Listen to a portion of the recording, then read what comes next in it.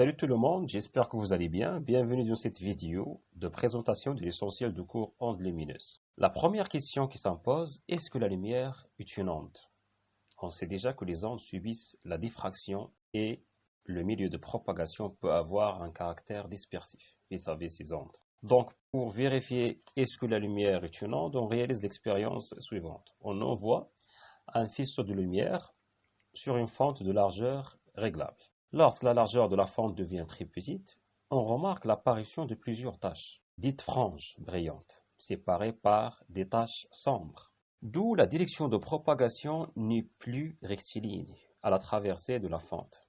Cela confirme bien, et par analogie avec les ondes mécaniques, que la lumière est une onde. Mais bien sûr, ce n'est pas une onde mécanique. Pourquoi? Parce que tout simplement, la lumière peut se propager dans le vide. Donc la lumière, une onde électromagnétique, se propage dans les milieux transparents, matériels et non matériels. Ça veut dire quoi un milieu non matériel? Tout simplement, c'est le vide.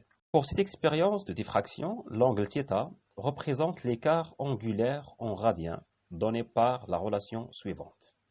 θ est égal lambda divisé par A, avec lambda c'est la longueur d'onde en mètres, et A, c'est la largeur du fente en mètres. En utilisant un peu de trigonométrie, on trouve que tangente θ est égale à L sur 2D.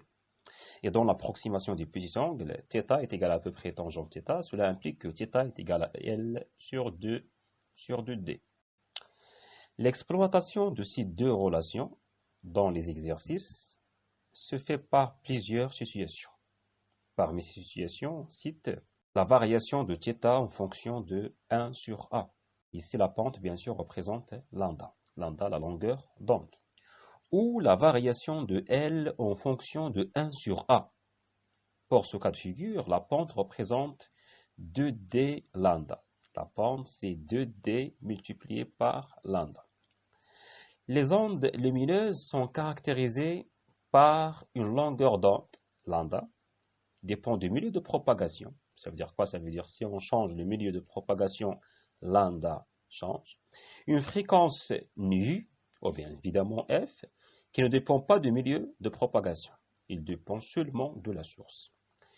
Et une célérité c, ou bien dite vitesse v, dépend du milieu de propagation. Chaque milieu est caractérisé par un indice, dit indice de réfraction, toujours supérieur ou égal à 1, sachant que n est égal au rapport entre la célérité de cette lumière dans le vide et la vitesse de propagation de cette lumière dans ce milieu. Ou bien évidemment le rapport entre lambda 0 et lambda, sachant que lambda 0, c'est la longueur d'onde de la lumière étudiée dans le vide, et lambda, la longueur d'onde de la lumière dans le milieu. Par exemple, le verre, l'eau, l'air, ainsi de suite. On remarque bien que l'indice de réfraction d'un milieu dépend de la fréquence de l'onde lumineuse. Lorsqu'on envoie un faisceau de lumière sur la face du prisme, on constate que le rayon lumineux subit une déviation.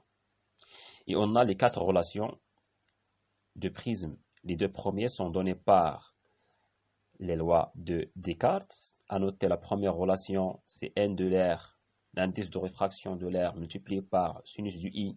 I, c'est l'angle d'incidence, est égal à n, l'indice de réfraction de prisme multiplié par sinus de R, R, l'angle de réfraction.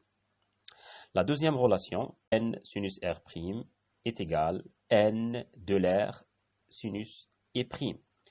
La troisième relation, A, l'angle de prisme, est égal à la somme de R et R'. Et enfin, la quatrième relation, c'est D. D est égal à I, la déviation, c'est I plus I' moins 1.